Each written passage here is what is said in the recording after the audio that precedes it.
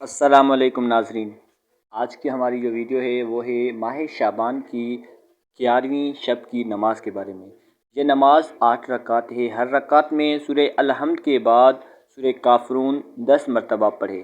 ثواب: پیغمبر صلی اللہ علیہ وآلہ وسلم نے فرمایا، جو شخص یہ نماز بجا لائے گا، مجھے قسم ہے اس ذات کی جس نے مجھے حق پیغمبری پر مبعوث فرمایا، اس نماز کو بجا لانے والا مومن ہوگا اور اس کا ایمان کامل ہوگا، اور پروردگار ہر رکعت کے بدلے ایک باغ جنت سے عطا کرے گا۔ اور اسی کے ساتھ ہم آپ کو 12ویں شب کی نماز کے بارے میں بھی بتاتے چلیں کہ یہ نماز 12 رکعت ہے۔ ہر رکعت میں سورہ الحمد کے بعد 10 مرتبہ سورہ تکاثر پڑھیں۔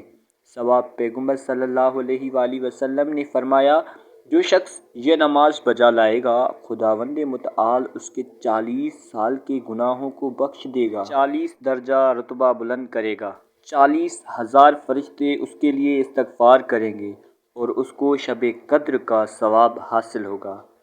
ناظرین، یہ نماز ضرور ادا کریں اور اپنی نیک دعاؤں میں ہمیں بھی یاد رکھیں۔